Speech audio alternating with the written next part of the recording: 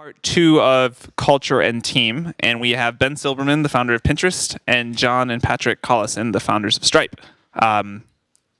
Founders that have obviously sort of some of the best in the world at thinking about culture and how they build teams. So there's three areas that we're going to cover today. One will just be sort of general thoughts on culture as a follow-up to the last lecture, and then we're really going to dig into what happens at the founding of these companies and building out the early team, and then how that changes and evolves as these guys have scaled their companies up to 100 plus. I don't even know how many people you have now, but quite a lot. These very large organizations and how you adapt these principles of culture.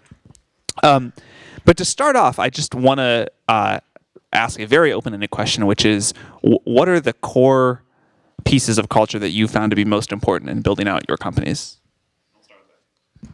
Sure. What are the most important parts? Yeah, it's on. Oh, it's on. Yeah, I mean, I think for us, like, we think about it on a few dimensions. Like, one is like, who do we hire, and what do those people value? Two is, what do we do every day? Like, why do we do it? Three is, what do we choose to communicate? And then I think the fourth is what we choose to celebrate. And I guess the converse of that is like what you choose to punish. But in general, I think running a company based on what you celebrate is more exciting than what you punish. But I think those four things kind of make up the bulk of it for us.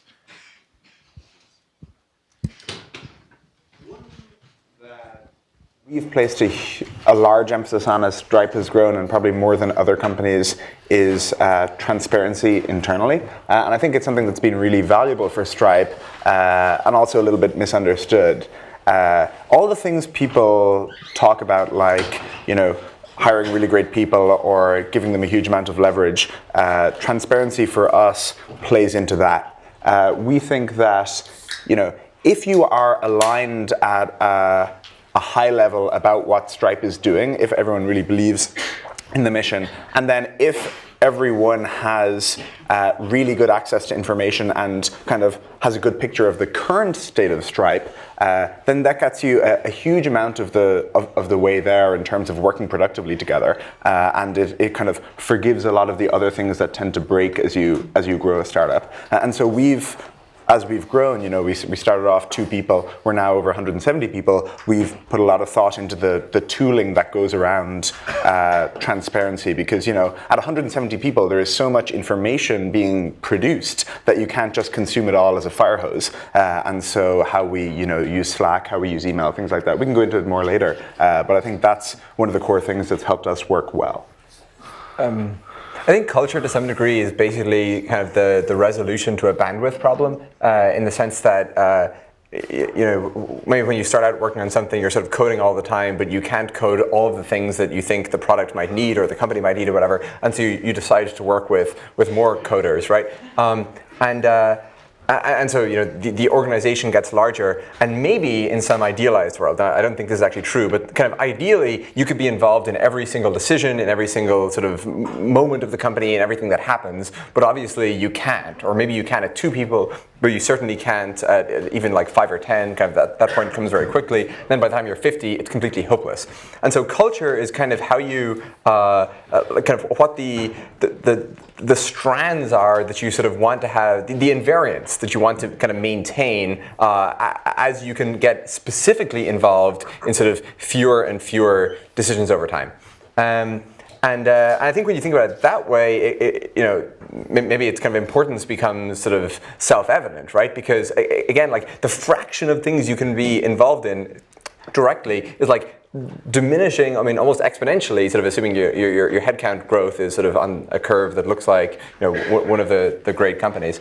And yeah, that's super important, and it kind of it manifests itself in a bunch of different ways. Like, for example, in hiring, I think a large part of the reason why maybe the first 10 people you hire, what kind of those decisions are so important, is because you're not just hiring those first 10 people, you're actually kind of hiring 100 people, because you should think of kind of each one of those people as bringing along sort of another 10 people with them, and sort of figuring out exactly what 90 people you would like those first 10 people to bring along is obviously it's going to be quite consequential for your company. But really briefly, I think it's largely about sort of abstraction. So one thing that a lot of speakers in this class have touched on is how hiring those first 10 employees, if you don't get that right, the company basically will never recover. But no one's talked about how to do that. So what have the three of you looked for when you've hired these initial employees to get the culture of the company right? How have you found them, and what have you looked for? Sure. So I guess this answer is different for every company, and I'll say for us it was very inductive. So I literally looked for people that I wanted to work with and that I thought were talented. I think I've read all these books about culture because when I don't know how to do something, I first go read things, and everyone has all these frameworks. And I think one big misconception that someone said once is that people think culture is like architecture when it's a lot more like gardening.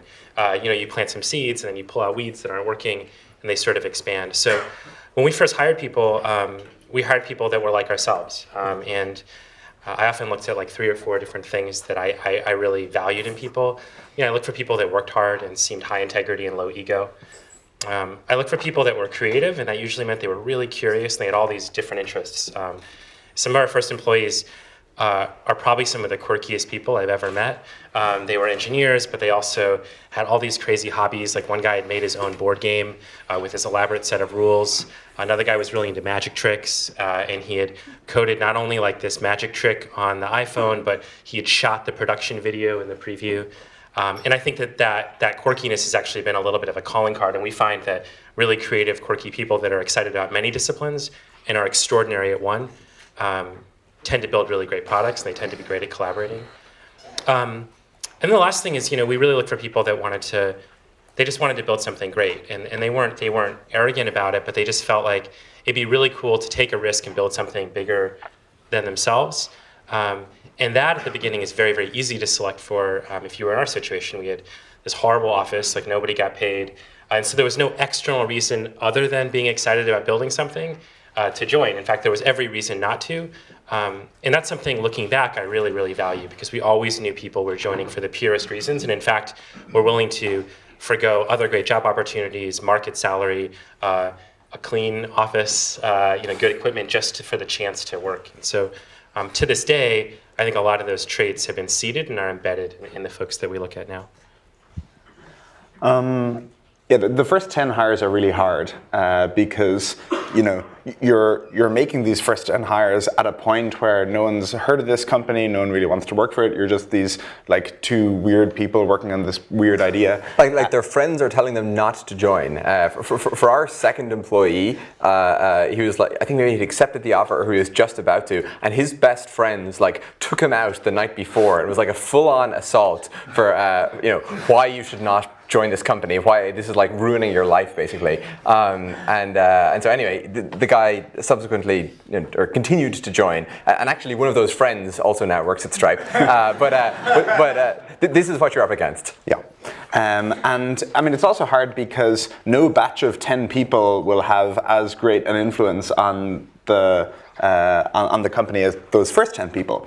And I think everyone's impression of recruiting is, you open LinkedIn, it's sort of like ordering off the dollar menu. You just like, I want that one and that one and that one. And now you have some hires. Whereas, at least for us, it was very much over a very long time period, talking people we knew or friends of friends into joining.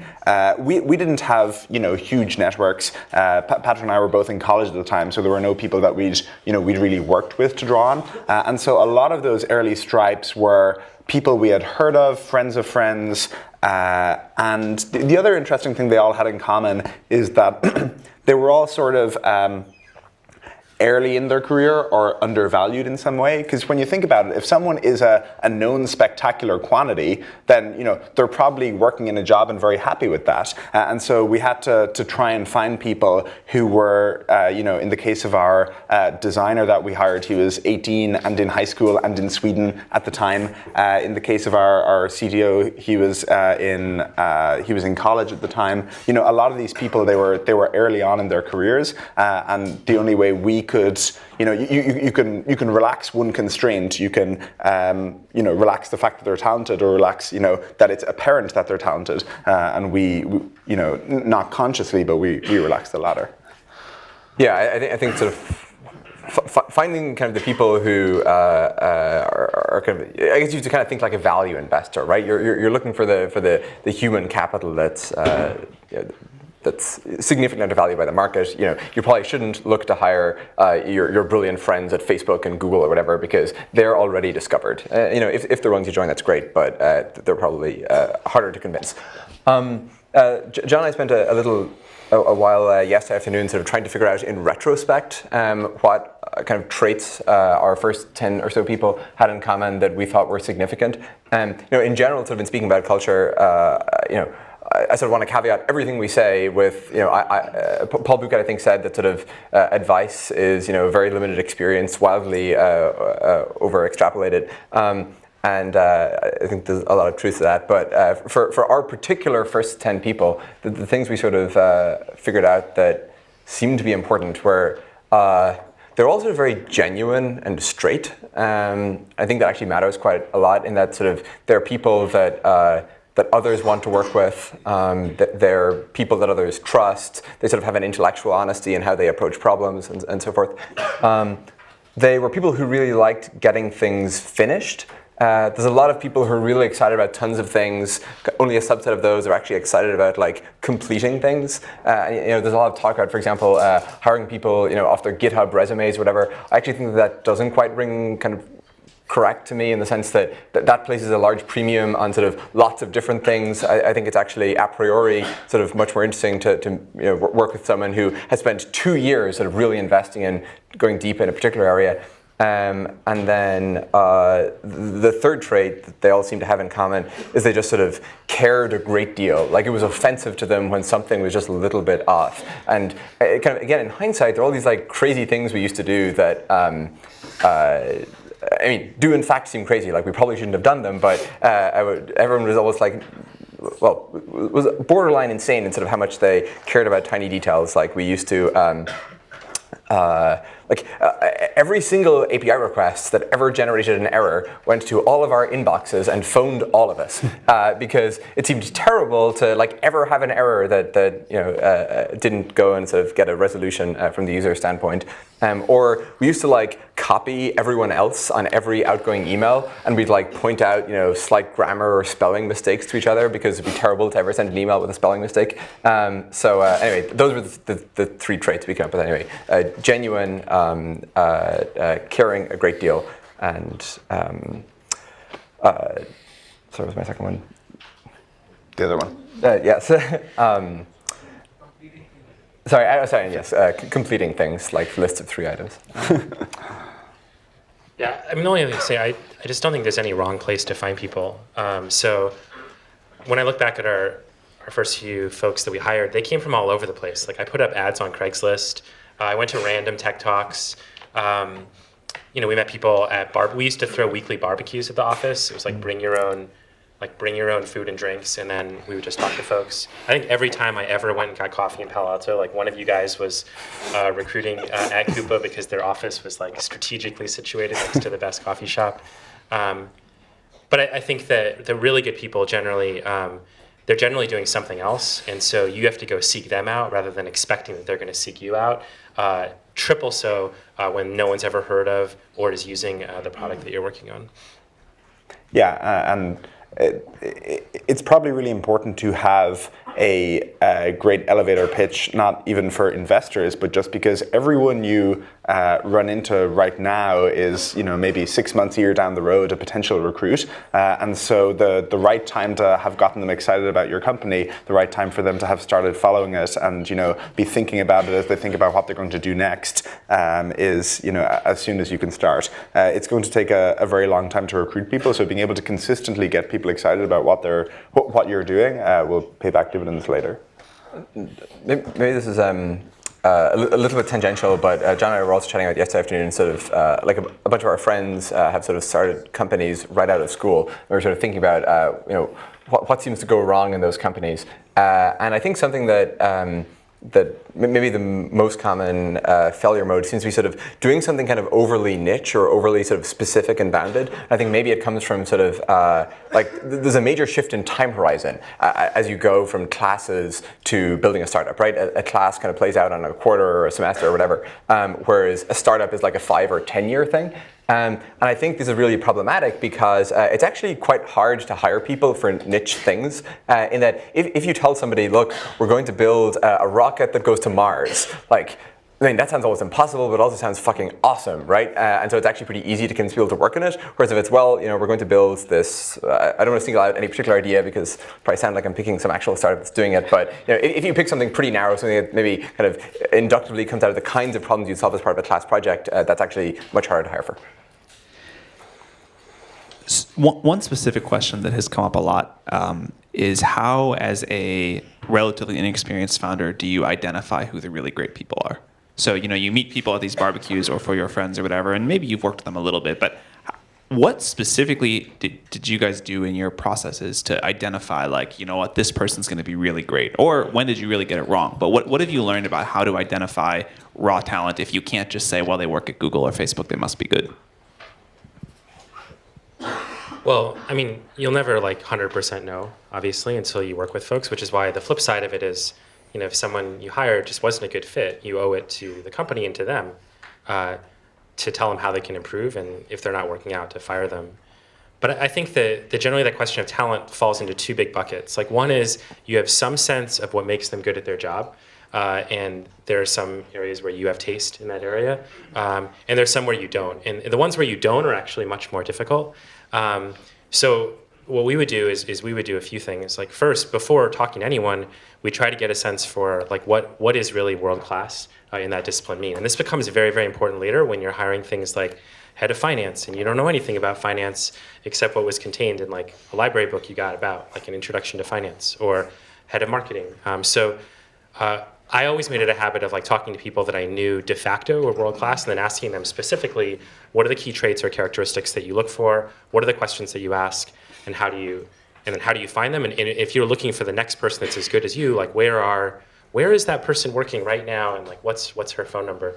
I think that learning what good and bad is during the interview process is extremely expensive. It's an expensive use of your time, and it's an expensive use of everyone else's time. So pre-calibration of that really matters. And then once you have someone in sort of the interview process, you'll build the process over time to both screen quality. And so at Pinterest, we have an evolving set of standard questions that we're always rotating through, and we're always measuring, are these good indicators or bad indicators of quality? But the other thing that the questions are meant to do is they're supposed to give a sense for, is this the right place for that person to come and work? And this is to the point you guys made about being very transparent about what's going to be easy or hard. Really great people want to do things that are hard. They want to solve tough problems. And so there was a certain brilliance in Google setting out these interview questions that were thought to be really difficult, because then people who like solving really difficult problems, they come out and seek those. I think it's really important, even as companies get bigger, that you don't whitewash the risks. I heard that PayPal, you would go in, and after interviewing with Peter Thiel and Max Levchin, then they would say, and by the way, Visa and MasterCard want to kill us, and we might be doing something that's illegal, but if you succeed, you'll redefine payments. Or when they were recruiting for the iPhone, they didn't even tell people what they were doing. They're like, you won't see your families for 3 years, but when you're done, your kids will remember what you built. And I think that's a really good thing in recruiting as well, that you're very, very transparent about why you think it's an amazing opportunity, but you lay out in gory detail why it's going to be hard, and then the right people select in, or they select out of that opportunity. Evidence suggests it's worth allowing people to see their kids, though. I feel like one thing you have to do as you try to identify talent is have the confidence to interview for it in a way that works for you. I think if you're say you're not the world's best engineer and you're trying to interview engineering candidates, I think it's tempting to try to cargo cult what everyone else does and get them to code on a whiteboard and do other engineering interviewee things. In the case of Stripe, hiring our first engineer, we flew the guy out and we spent a weekend coding with him and looked over his shoulder and kind of it was the only way we could really tell and get ourselves confident that person was good. And I think you can actually extend that to other roles where, again, you're not an expert and that, I'm no business development guru, but when we interview people for business development roles, we'll ask them to do a project, where they talk about how they would improve an existing partnership that Stripe has, or which new partnerships they would go out and do. And again, even though it's not my domain area, I am actually confident enough that I can judge those pretty well. And I think people often have this imposter syndrome when it comes to interviewing for roles. Yeah, I think a pretty specific kind of just tactical thing to do for, again, the first 10 people is to work with them as much as you can before committing to hiring them. I mean, once you reach a certain scale, it's kind of impractical because it's a huge time commitment on their side, and also, it would be unscalably expensive from your side. But it's really worth it to get the first 10 people right. And so for a majority, maybe even all of the first 10 people, we worked with them in some capacity, usually for a week in advance. And it's pretty hard to fake it for a week. People, it tended to be pretty clear quite quickly. Another thing I thought of, to the question of sort of how do you know like who's great or who's good enough or whatever, and people always talk about sort of this notion of the 10x person at sort of whatever the skill set is. I don't really know what 10x means. I think maybe the slightly more kind of helpful or like intuitive version of that is this person probably the best out of all of their friends at what they do? And so it's a little bit sensitive to how well they choose friends and how many they have. But for me at least, I find that kind of a more helpful way to think about it. Like, is this the best engineer this engineer knows? And the other thing I think that's actually probably just worth mentioning in all this kind of first 10 people, or even more generally on the culture and hiring topic, I think everyone sort of doesn't realize until they go through it themselves how important it is, in large part because like in life and the media and everything, people focus way too much on founders, and that like here we are, and so kind of we're reinforcing the sort of structural narrative that like Stripe is about John and Patrick and Pinterest is about Ben and so forth.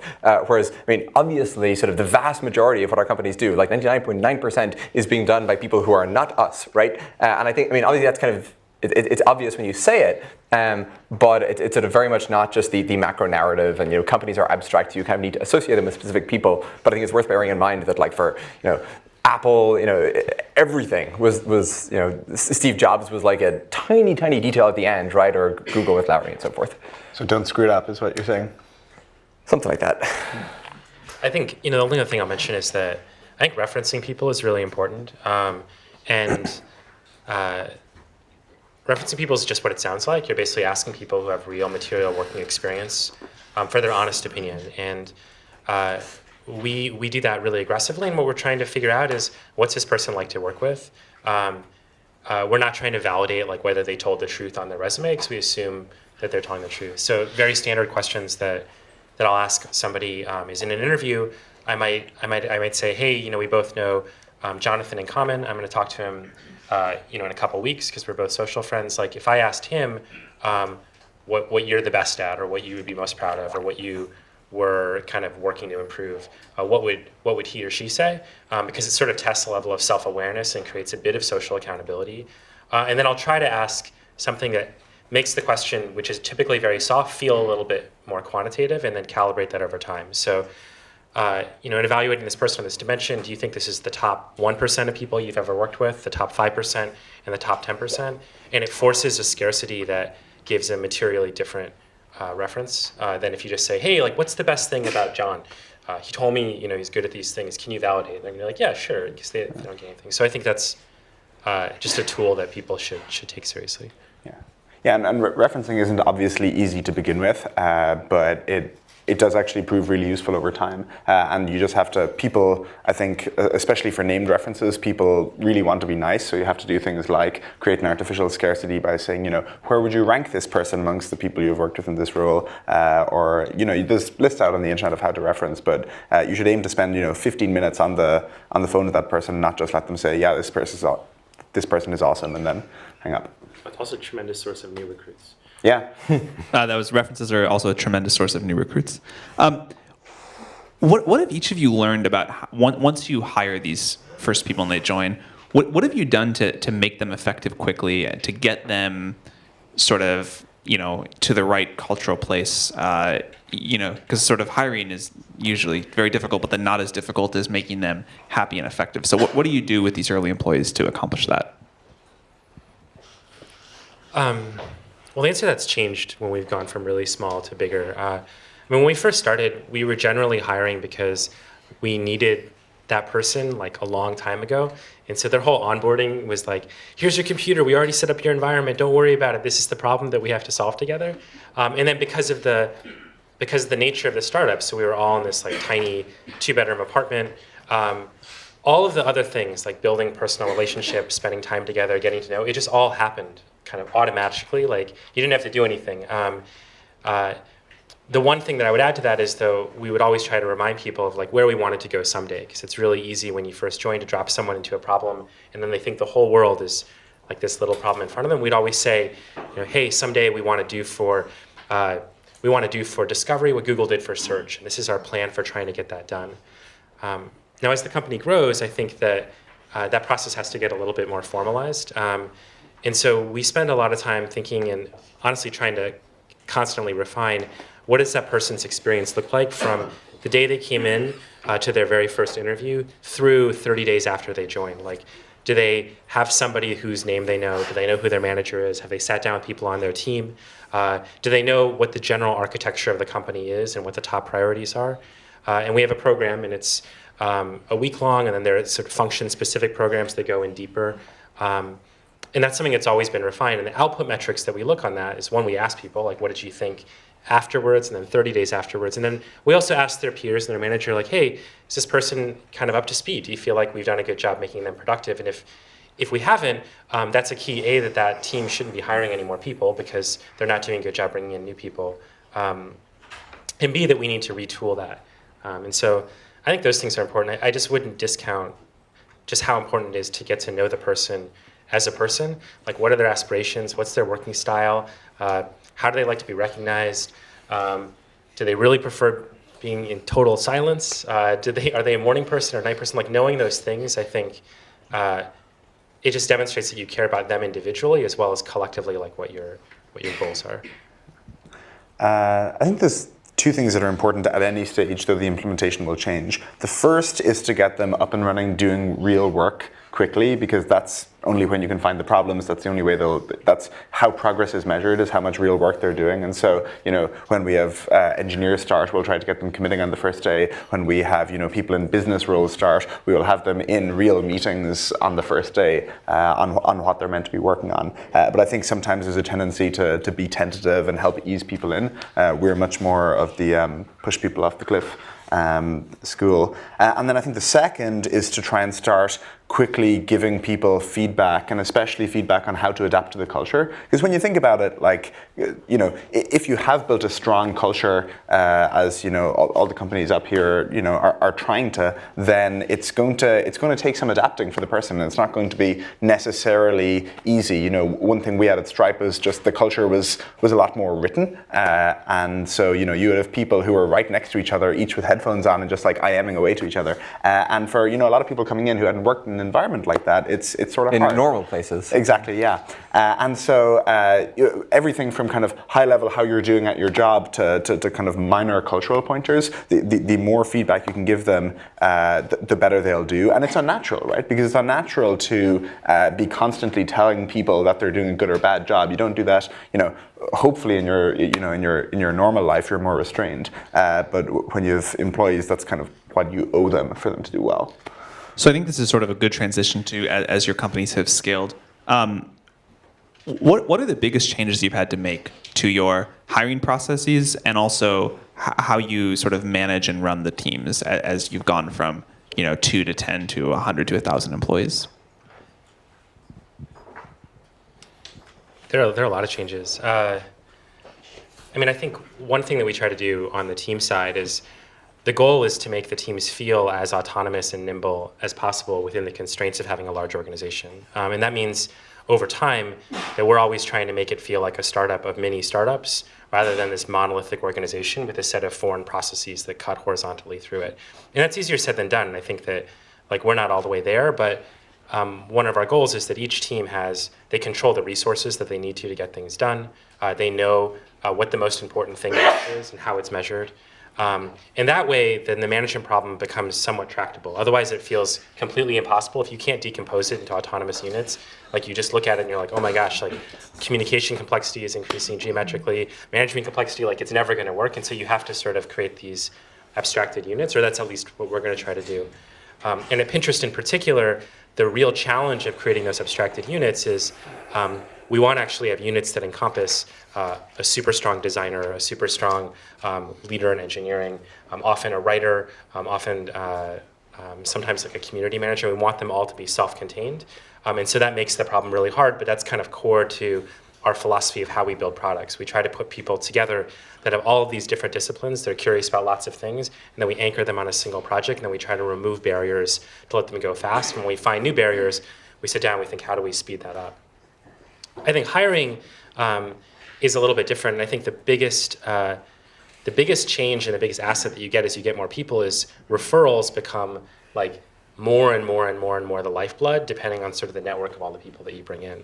So one of the really lucky and, in hindsight, great decisions that we made was our actual 14th or 15th person that we hired was a professional recruiter. And she had worked at startups, she had worked at big companies like Apple, but she sort of knew where that pipeline breaks down, kind of knew the early indicators, and taught everyone not just how to sort of screen for talent, but how scalably to identify the people that are going to be like culturally like really good for the company. And I think looking back on that, it's something that I personally really value. There's just like a huge amount of stuff here, right? In that sort of, I guess this is all under kind of the rubric of managing growth, and like either your company sort of fails very quickly, or sort of all of your problems become in some way about managing growth. One thing that I think tends to take people by surprise, and certainly took me by surprise, is kind of how quickly just like the time horizons change, in that sort of in your first month, you're largely thinking about things on maybe 1 month ahead, right? In that maybe that's kind of what your development roadmap is oriented around. Even in terms of who you're working with, maybe it's like really informal relationships where they haven't sort of fully committed to remain full-time or whatever, right? And that kind of the more time goes by, I think that kind of has a reciprocal or corresponding increase in the time horizon. So after 1 year, you're kind of thinking 1 year ahead. After 4 years, you're thinking 4 years ahead. And kind of that increases very quickly, right? And so after, say after 1 month, it's again super short term, and then just 11 months later, you should now actually be thinking and planning, a year ahead, and thinking about kind of human structures on that time horizon, thinking about stuff Ben talked about, like where you want to be going long term and things like that. I think that also plays into your hiring and the kinds of people you hire, right? In that, in the really early days, you kind of have to hire people who will be productive essentially immediately. Like you don't have the luxury of hiring people who are sort of really promising, but they're not quite going to be up to speed for another year or two. They have to be able to contribute immediately. But after 2 or 3 years, now it sort of starts to get much more reasonable to make those investments. And in fact, if you're not making those investments, you're probably being much too short term. And so I think that's really important. A lot of it also just comes from sort of like all these problems in some sense are easy. Like how do you build kind of good social bonds between people? I mean, we all do it every day, right? It's kind of how do you kind of make it systematic and sort of effective at scale? And it's always kind of a very like severely imperfect approximation of what you would ideally do if you were small, and just kind of what hacks can you pull to sort of make it work as well as you possibly can at a larger scale. Like a rapidly growing company, say growing headcount 2 or 3x a year, just like it's a very unnatural thing. And so it's sort of what's the least bad way of sort of managing that period of growth? Human organizations aren't designed for it. And I think it's worth being sort of like quite systematic about sort of thinking about ways to do that, but realizing that you probably can't do much better than than sort of adequate. And for Stripe, it's things like we have 3 meals every day at sort of long tables where kind of everyone can sit together, right? And if you think of sort of net how much more total human interaction happens as a result of having these kind of randomly mixed meals, I mean, it's vast, right? And there's kind of a whole list of things like that. But I think that's kind of the general framework. And one thing I'm really curious about, you guys value transparency. How have you scaled it over time? 'Cause I know we think about figuring that out all the time. I'm just curious. Startups in some sense, I can't remember who it was, sort of defined it as like a startup is kind of an organization that's not yet stuck with all these kind of principal agent problems. That at most sort of large companies, what is locally optimal for you is very frequently, not what is globally optimal for the company. There, as a consequence of that, probably a lot of ways in which a startup can work differently to a big company. At a big company, a lot of the things that are good for you, you couldn't do them in a completely transparent environment, right? Because people would think less of you, or you're doing things you're not supposed to. But because everyone is kind of sailing or rowing in the same direction at a startup, you can actually just make all the information transparent.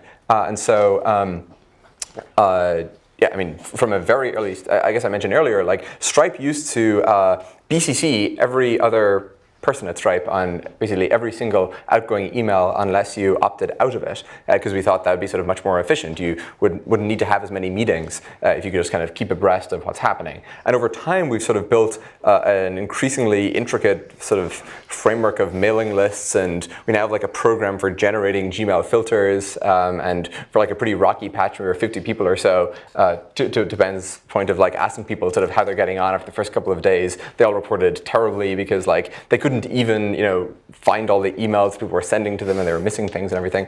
Gmail broke at one stage. Oh, right. At one point, Gmail broke because we were just like sending too much email. I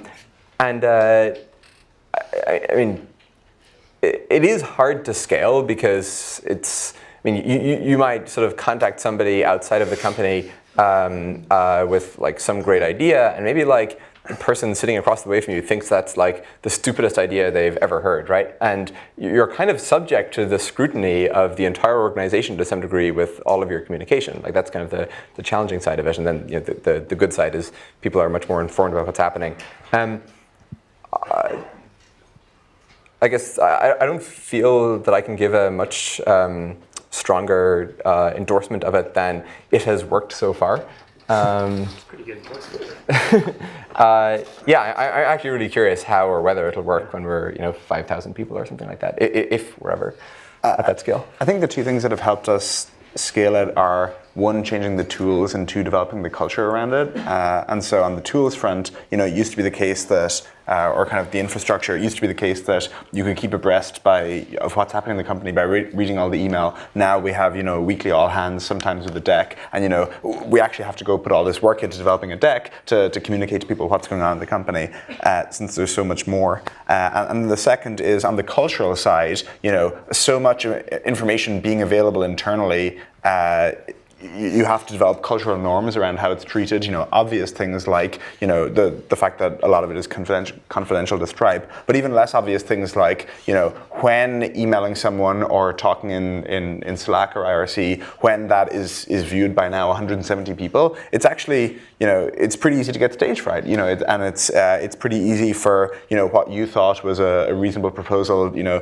get this drive-by criticism, and you're now less likely to share in future. And so we've had to create norms around when it's reasonable to jump into discussions and how that interaction works, because people are on stage so much more.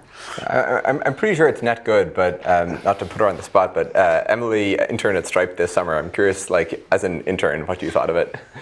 I think overall it's great. I think like my first week, I spent most of the time just reading Hackpad and getting caught up on what the company was doing. It can often be quite distracting from your own work, as there are oftentimes other parts of the company you're really interested in.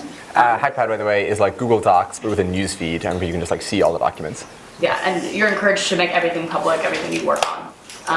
But overall, it gets you spun up really quickly. And we also have things called spin-ups, where every single sort of leader of a team at the company, whether it's like sys or its product, gives like a 30-minute talk on what their team is currently doing and sort of how you can contribute if you're interested. Did you think email transparency was net good? yes, I remember having a hard time understanding what I should and should not subscribe to, and like the first week having like 2,000 emails in my inbox, and then by the end, there's like 3 or 4 teams you actually want that information coming in from. All right, audience questions.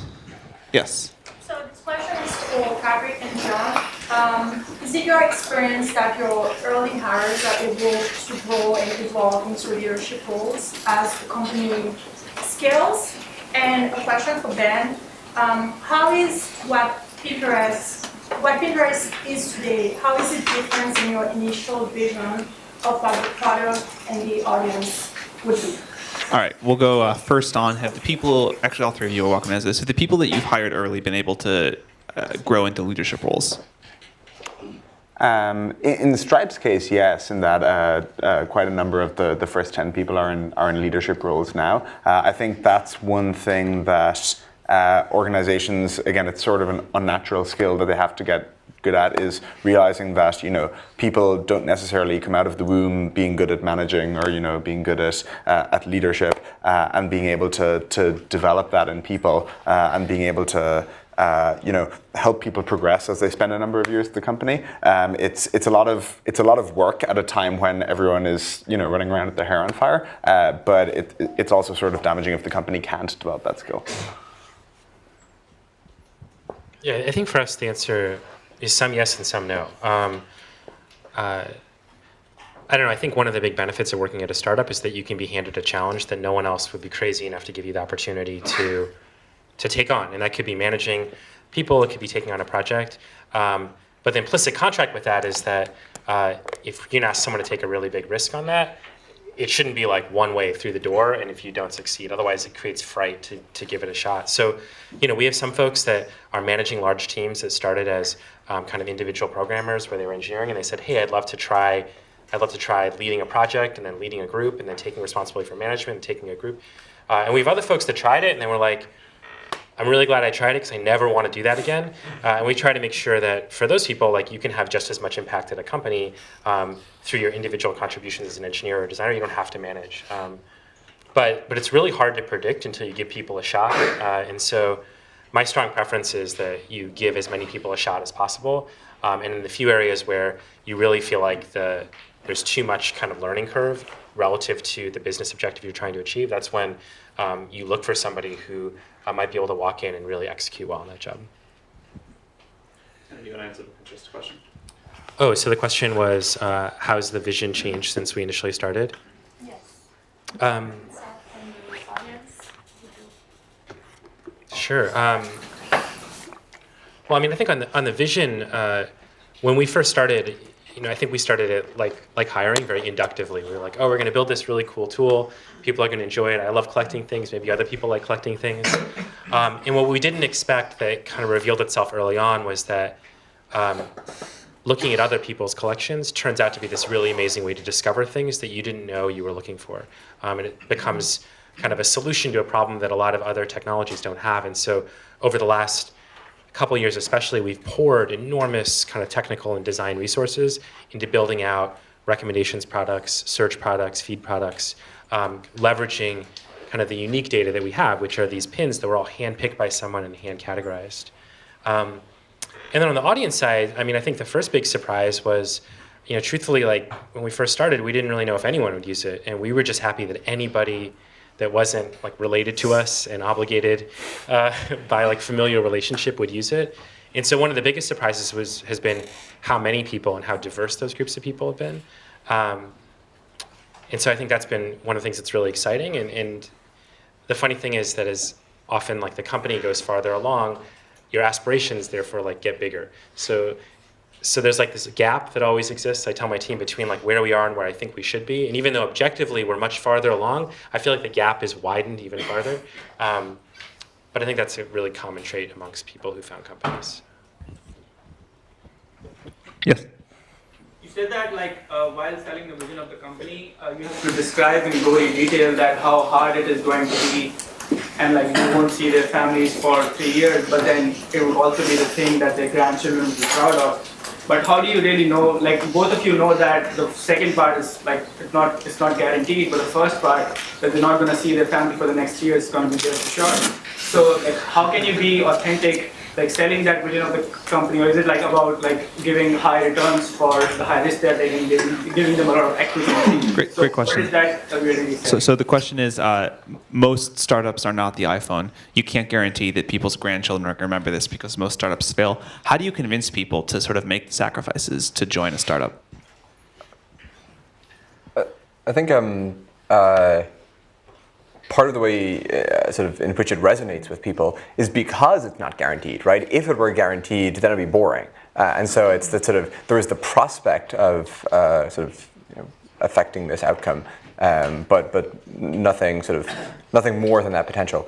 To the sort of not seeing their families or kids or whatever, I mean, startups often do involve sort of longer hours in the beginning, but I think, I think that particular story is probably somewhat overstated. I think Scott Forstall was trying to recruit these people. But I mean,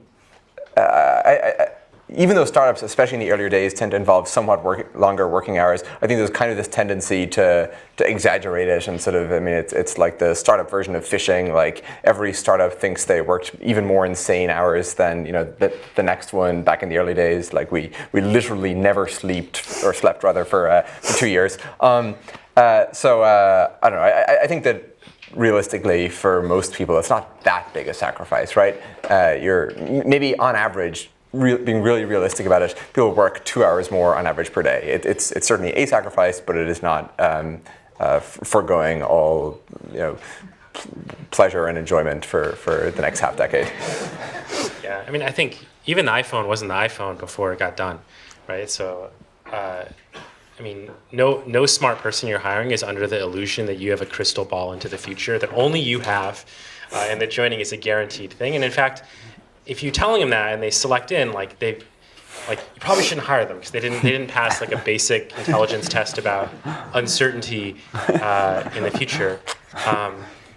But I think it's fair to say what's exciting and where you think it can go and where it's going to be hard and chart your best plan, and then tell them why their role in it can be instrumental, because it is. I really liked what you said. If you tell people hey, we're going to go to Mars, it attracts the best people, and then you're incrementally closer to getting to Mars, and they know that going in. What I would discourage doing is just whitewashing all of that.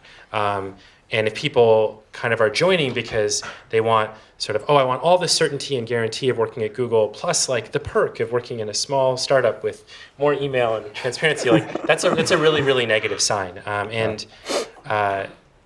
For example, when I interview people, they'll often say, I'm really passionate about what you're doing. And then I'm like, well, where else are you interviewing? And then they'll just list 7 companies that have nothing to do with each other, except they're sort of at the same stage we're at. They're like, I love the problem of discovery, so I'm interviewing at Stripe, Dropbox, Airbnb, Uber. Now I'm also putting into my resume into Google X, into that part of the division. And that's a sign that they're probably not being authentic with what they care about. And those folks often, when things get really hard, they won't stick it out and work through it because they were really signing up for an experience, not for achieving a goal. I think the other thing that motivates people a great deal, in addition to sort of the prospect of sort of affecting some outcome, is just sort of the personal development angle. In that a startup, just because it's much kind of more lightly staffed, it's kind of it's much less forgiving, right? In that even if you're the best person in the world, you're not going to, whether or not you're the best or the worst person in the world, you're probably not going to significantly alter Google's trajectory, right? Whereas if you sort of really want to benchmark yourself and sort of see how much of a contribution and an impact you can make, and I think kind of that prospect is quite compelling to a lot of the best people, then a startup is sort of a much better place to go test that. All right. Last question. Last question. So this question is for Ben, but you guys can all answer it. But how has your user base affected your hiring strategy? So Pinterest is a site that's used 80% by women. So how did that affect your initial hiring decisions? How has your user base affected your hiring strategy? Yeah, so conventional wisdom is like you only hire people that religiously use your product every single day, and that probably works really well if you're making an API. It's probably amazing. For us, like we screen for people that are ambitious and excited about the vision of cracking discovery online, and they have to know like exactly how our service works and have to have used it, but they may not be a lifelong user. And that, for us, is this great opportunity because we can be like, what is the barrier that's preventing you from using it? Come join, remove that barrier, and help us get closer to kind of that vision. I don't know, there's a lot of, if you read any startup book, there's all this like startup wisdom that sounds like really reasonable, but it's only useful if it works in your particular circumstance. And so for us, we've had to sort of broaden the lens a little bit and looking broadly about people that are ambitious about the mission, that care about the product and our approach to building products, even if from day one they weren't our earliest users. The one thing I'll just tack onto that is that when we talked about the fact that it's really hard to hire for those early employees, and you have people who have other good options. You're very much at the ugly duckling stage. Finding people who are passionate about your product can be a great way to find people, because there you kind of have an unnatural advantage over other companies. And so I know for sure in Stripe's case, we definitely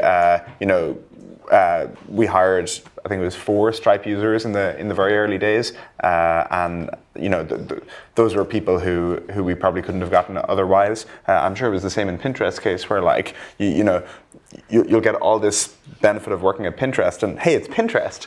You get to work where you pin. Yeah. Thank you guys very much for coming in today. Thank you.